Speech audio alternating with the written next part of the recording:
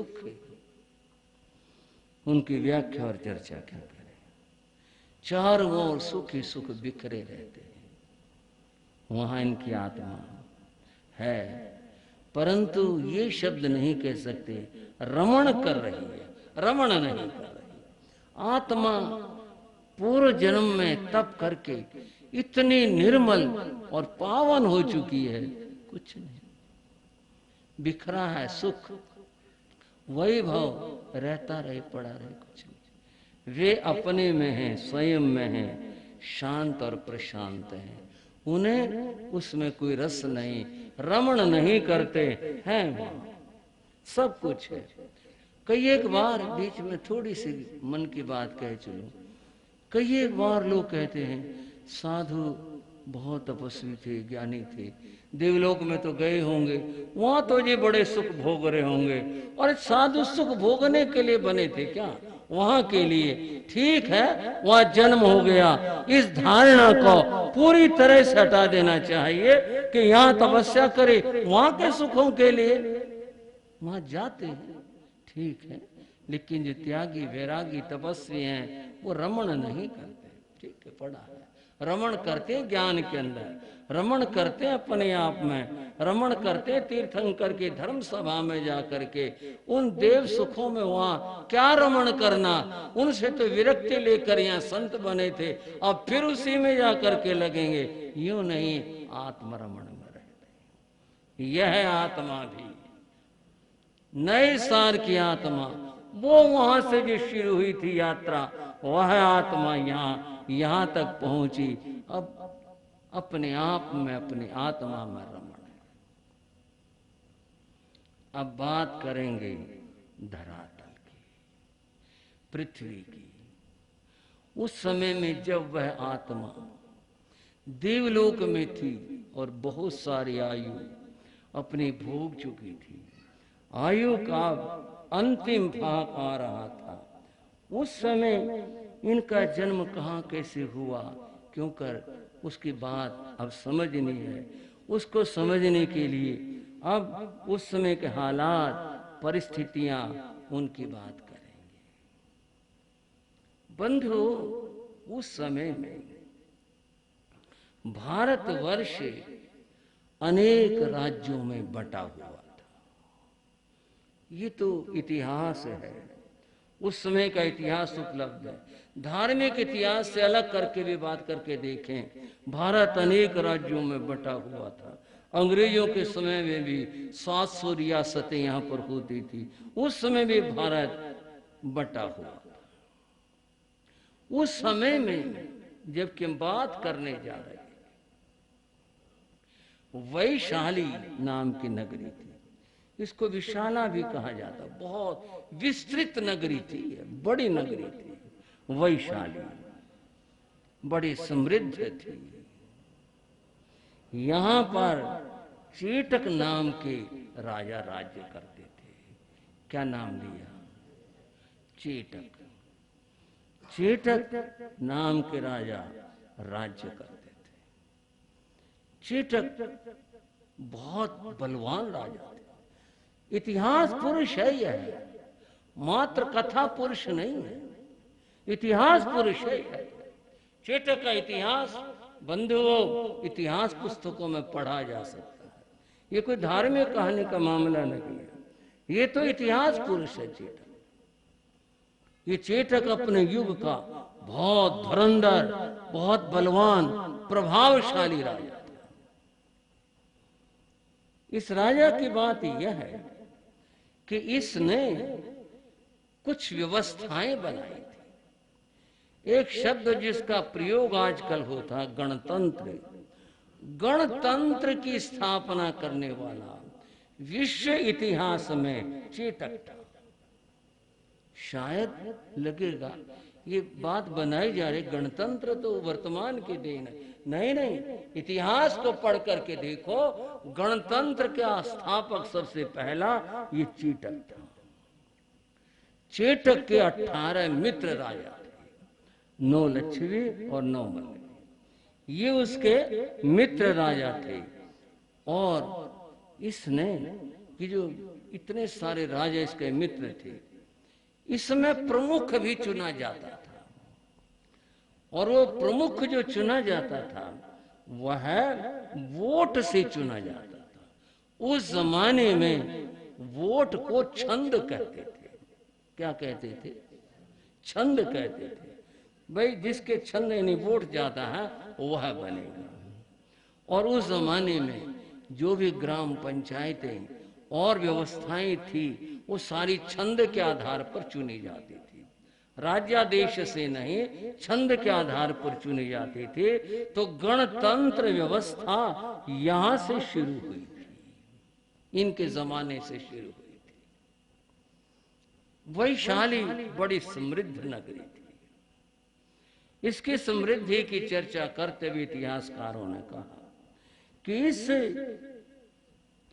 वैशाली में 700 स्वर्ण कलश लगे हुए थे भवनों के ऊपर।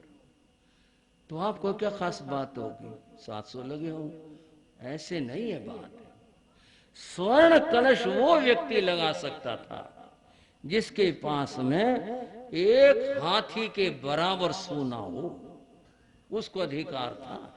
और राजा उससे ऋण ले सकता था, भाई राज्य के लिए जरूरत है इतना सोना दो, और वो देते थे और राजा ईमानदारी से उनका वापस भी करते थे। इतने धनाढ़ थे ये लोग। 700 उस जमाने में 700 भवनों के ऊपर स्वर्ण कलश लगे हुए थे, इतना इनके पास में धन था।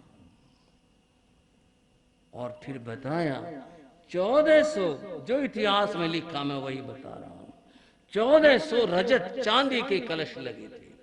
इनकी पहचान यह थे कि इतने एक हाथी के बराबर इनके पास, जिसके पास चांदी होती वो चांदी का कलश लगाता था।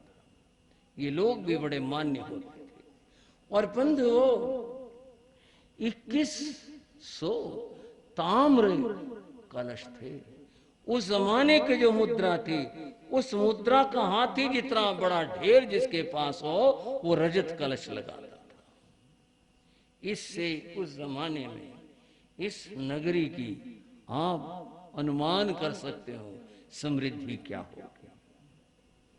बाकी और लोग भी बड़े समृद्ध थे। ये वैशाली गणतंत्र बड़ा मजबूत था, किसी प्रकार का भय नहीं था, कोई आक्रमण हो जाए इस बात का भय नहीं था, इतना मजबूत था ये वैशाली गणतंत्र।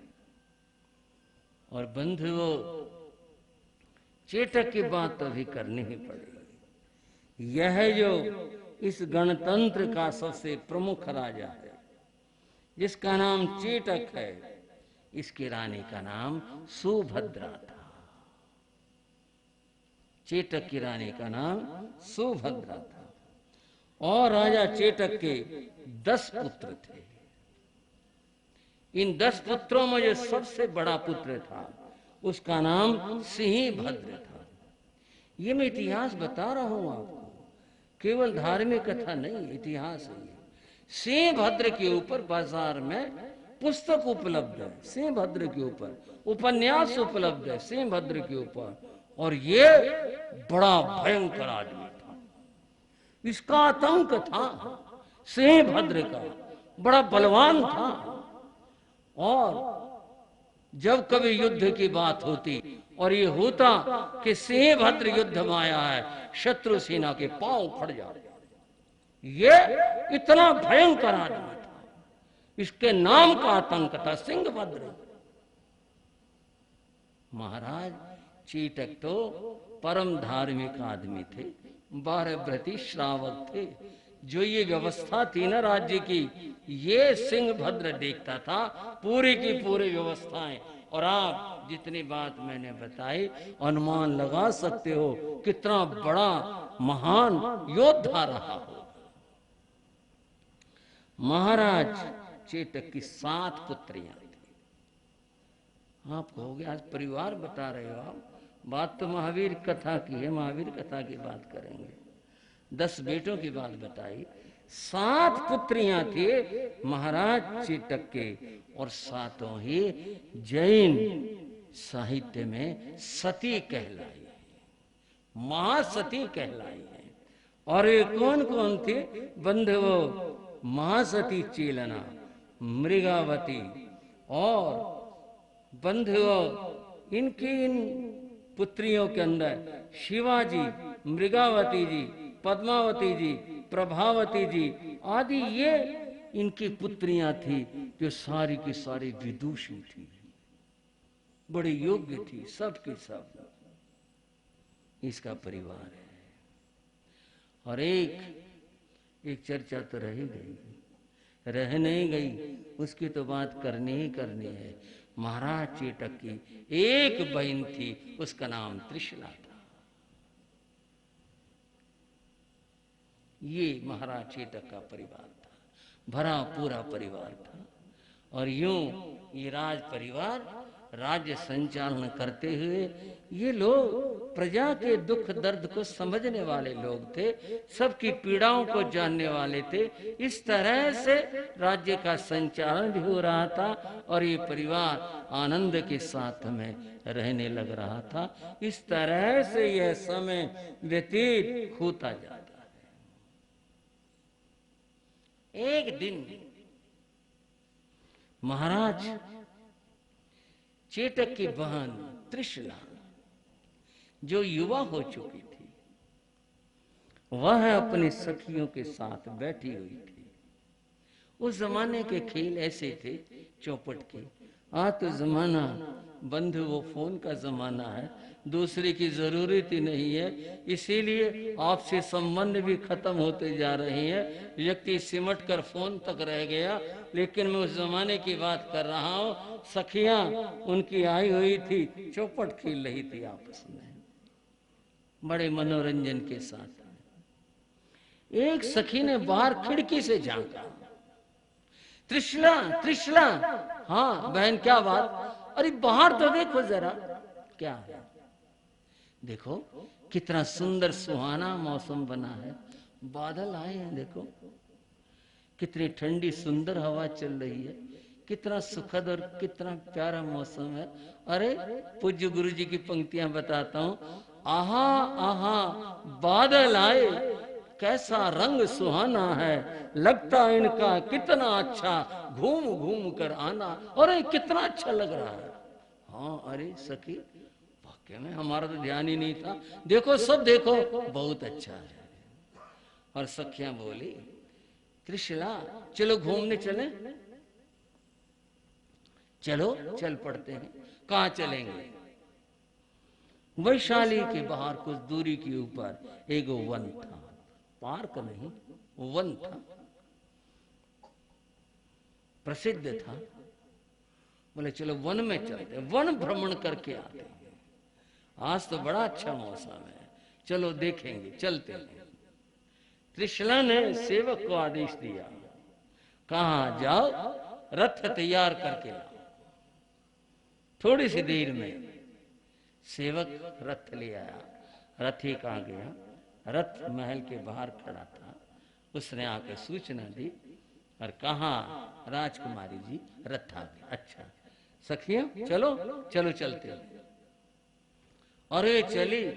लेकिन चरित्र की बात यह है, त्रिशला अपने बंधु भावी के पास गई और जाकर कहती हैं, क्योंकि प्रमुख वही थी महल में, कहा हम बाहर जा रहे हैं, घूमने के लिए जा रहे हैं। ठीक है, माता जी कहाँ हैं? माता जी जहां भी होंगे उनको भी बोल करके आई। और सारी सखियां नीचे आ गई, रथ में सवार हुई और यूं रथिक ने रथ चला दिया। घोड़ों की टाप गूंजने लगी, रथ आगे बढ़ने लगा। वैशाली के बाजारों को पार करते हुए वैशाली से बाहर निकल गए, वन आ गया। रथ ने वन में प्रवेश किया। रास्ता बड़ा सुंदर है, कोई कोई आ पाता है, कोई आता है, बस कोई घूमने ही आता है। रथ आगे बढ़ा जा रहा था, सुंदर हवाएं चल रही थी और बादल झूम रहे थे। रथ आगे बढ़ रहा था। सखियां परस्पर में चहचहा रही थी एक दूसरे, अरे वो देख देख मोर नाचने लग रहा, उधर देखो वो देखो। और दूसरी कह रही थी अरे उधर देखो तोते बैठे वहां पर, किस तरह से क्या कर रहे हैं, कोयल कूकती है, और इसको सुनो कितनी प्यारी बोली, कितना अच्छा बोली है। एक किसी को दिखा रहे और उसको देखो सफेद रंग का मोर, कमाल हो गया, देखा ही नहीं था, आज ही पहली बार देखा, इतना अच्छा इतना सुंदर। और रथ आगे बढ़ता जाता है। सखियां परस्पर में बतियाती हैं, मनोरंजन करती हैं, पेड़ों को देखती हैं, पेड़ों पर लगे लदे फलों को भी देखती हैं। रथ आगे बढ़ता जाता है। रथ आगे बढ़ रहा था, जा रहा था। सामने से एक व्यक्ति आया, युवा है, गठीला है और साधारण स्वल्प वस्त्र पहने हुए है, क्षत्रिय मालूम होता है, राजपुरुष जैसा लगता है, बड़े बड़े बाल हैं, गहरी गहरी मूछें हैं और बड़ी मस्ती के साथ सामने से आ रहा है। चाहिए तो ये था कि वो आदमी रथ के लिए रास्ता छोड़ देता, एक और हट जाता, सामने से रथ आ रहा है तो यही बनता है, पर वो आदमी रथ के सामने आ गया और आकर के बोला, रथिक एक बात सुनो भाई। क्या बात है? आगे रास्ते में बहुत कीड़े निकले हैं, तुम अगर इधर से जाओगे सारे कुचले जाएंगे, मैं बड़ी मुश्किल से बचकर आया हूं इधर से, तुम अपना रथ इधर से न ले जाकर इधर से जाकर ऐसे जाकर और उधर जाकर फिर उधर जाना, आगे फिर कीड़े नहीं है, इधर से मत जाओ, कीड़े मर जाएंगे, कुचले जाएंगे। यह बात रथिक को अच्छी नहीं लगी, रथ के आगे आना, रथ का रोकना ये अच्छी नहीं लगी। और रथिक उस व्यक्ति को बोला, शाही सवारियां अपने रास्ते नहीं बदला करती, हट जाओ, रथ को आगे बढ़ने दो।